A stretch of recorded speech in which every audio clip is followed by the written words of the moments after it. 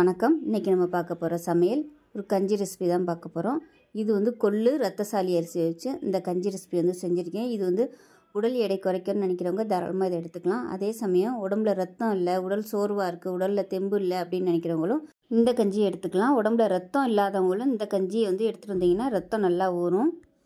உடம்புல haemoglobin level வந்து அதிகரிக்கும் இந்த ரத்தசாலி அரிசி எடுத்துக்கும் போது. ஸோ வாங்க அந்த அருமையான கொள்ளு ரத்தசாலி அரிசி கஞ்சி எப்படி செய்யலாங்கிறத பார்க்கலாம்.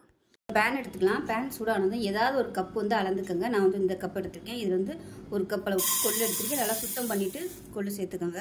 அந்த கொள்ளு வந்து நல்லா வாசனை வரணும், அதே சமயம் படபடன்னு பொரியணும், அந்தளவுக்கு வறுத்துக்கலாம். வறுத்து ஒரு டப்பாவில் ஸ்டோர் பண்ணி வச்சிட்டிங்கன்னா கூட உங்களுக்கு எப்போல்லாம் தேவைப்படுதோ நீங்கள் அந்த சமயம் வந்து புட்டு செஞ்சுக்கலாம். இப்போ பாருங்கள், கொள்ளு வந்து நல்லா வெடிக்க ஆரம்பிச்சிருச்சு. இப்போ இந்த ஸ்டேஜில் அமர்த்திட்டு வேறு பிளேட்டுக்கு மாற்றிக்கலாம். இப்போ அடுத்ததாக நான் எடுத்துருக்க அரிசி பார்த்தீங்கன்னா ரத்தசாலி அரிசி எடுத்திருக்கேன். இந்த அரிசிக்கு பதிலாக நீங்கள் சாதாரண அரிசி கூட எடுத்துக்கலாம். நான் வந்து கொஞ்சம் ஹெல்த்தியாக இருக்கட்டுமேங்கிறதுக்காக வீட்டில் இருந்ததுனால பாரம்பரிய அரிசி எடுத்திருக்கேன். இந்த அரிசிக்கு பதிலாக நீங்கள் கவுனி அரிசி, மாப்பிள்ளை சம்பா அரிசி, இந்த மாதிரி எந்த அரிசி கிடைக்குதோ அதை வந்து நீங்கள் யூஸ் பண்ணிக்கலாம். வெறும் கொள்ளு மட்டுமே வச்சு பயன்படுத்தி நம்ம புட்டு செய்யலாம். அது ஒரு டேஸ்ட்டாக இருக்கும். இந்த மாதிரி அரிசி சேர்க்கும் போது நல்லா ஹெல்த்தியாகவும் இருக்கும், டேஸ்ட்டாகவும் இருக்கும். அதனால் உங்களோட விருப்பம் தான். இது வந்து நான் இன்றைக்கி கழுவலை, அப்படியே தான் போட்டுட்டேன். இது வந்து நம்ம ஜஸ்ட் நல்ல துணியில் வந்து தொடச்சி எடுத்துட்டா கூட போதும். அப்படி உங்களுக்கு விருப்பம் இல்லைன்னா இது எல்லாத்தையுமே நல்லா கழுவிட்டு ஊற வைக்கணுங்க அவசியம் இல்லை. கழுவி ஒரு ஈர துணியில் வந்து நல்லா உலர்த்தி எடுத்துகிட்டு கூட நீங்கள் வறுத்துக்கலாம். இப்போ நான் வந்து 2 அரிசியுமே, அதாவது கொள்ளும் இதையும் நல்ல ஒரு சுத்தமான துணியில் தொடச்சி எடுத்துகிட்டு தான் நான் வந்து வறுத்துருக்கேன். 2 மெத்தட்லேயும் நீங்கள் பண்ணிக்கலாம். துடைக்கலாம், அப்படி இல்லைன்னா கழுவிட்டு நல்லா காய விட்டுட்டு நீங்கள் இந்த மாதிரி வறுத்து டப்பாவில் போட்டு வச்சுட்டிங்கன்னா தேவையான போது யூஸ் பண்ணிக்கலாம். இப்போ இதுவும் லைட்டாக அப்படியே பொரிய ஆரம்பிக்கணும். இந்த ரத்தசாலி அரிசி யூஸ் பண்ணும்போது உடல் எடையும் குறையும், அதே சமயம் ஹீமோகுளோபின் வந்து நல்லா அதிகரிக்கும், ரத்தம் ஊறும். அதுக்கு பேர் தான் ரத்தசாலி அரிசின்னு பேர். ரத்தம் வந்து ஊறுறதுக்காகவே இந்த அரிசி வந்து சாப்பிட சொல்லுவாங்க. நல்ல ஸ்ட்ரென்த்தும் கிடைக்கும். முடியாமல் இருக்கிறவங்களுக்கு நல்ல ஸ்ட்ரென்த்து கிடைக்கவும் ரத்தம் ஊறுறதுக்கும் இந்த அரிசி பாரம்பரிய அரிசியான ரத்தசாலி அரிசி வந்து சாப்பிட சொல்லுவாங்க. கஞ்சி வச்சு சாப்பிட்டோம்னா அந்த ப்ராப்ளம்லாம் சரியாகும் அப்படின்னு, 1 மாதத்துலேயே நல்லா தெம்பு கிடைக்கும் அப்படின்னு. இப்போ இது நல்லா பொரியிற அளவுக்கு வறுத்துக்கலாம். அரிசி கைவிடாமல் கிளறிட்டே இருக்கணும். இப்போ பார்த்தீங்கன்னா வெடிக்க ஆரம்பிக்குது. இந்த ஸ்டேஜில் நம்ம அமர்த்திடலாம். அமர்த்திட்டு வேறு பிளேட்டுக்கு மாற்றிக்கலாம். இப்போ பாருங்கள், வறுத்து வச்சுருந்தது எல்லாமே நல்லா ஆறிடுச்சு. இப்போ இது வந்து ஒரு மிக்சி ஜாரில் சேர்த்துக்கலாம். இது வந்து வெறும் வாயில் சாப்பிட்றதுக்கே நல்லாயிருக்கும்.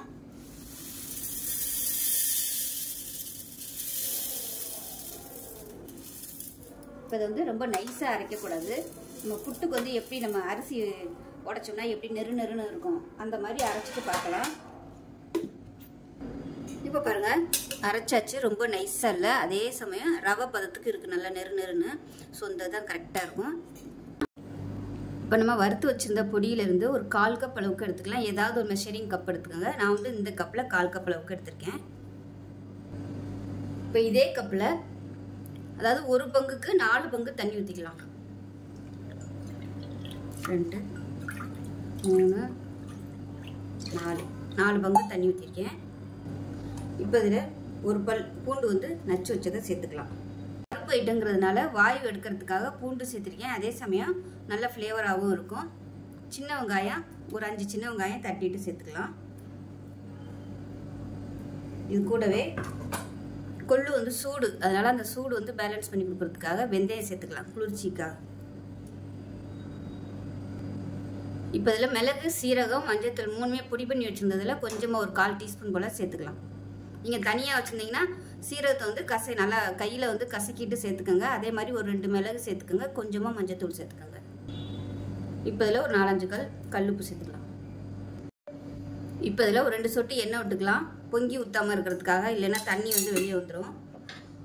இப்போ குக்கரை மூடி வச்சுட்டு ஒரு 2 விசில் விட்டுக்கலாம். 2 விசில் விட்டுட்டு ஸ்டீம் போனதுக்கப்புறம் பார்க்கலாம். இப்போ 2 விசில் விட்டு ஸ்டீம் போயிடுச்சு, எப்படி இருக்குன்னு பார்க்கலாம்.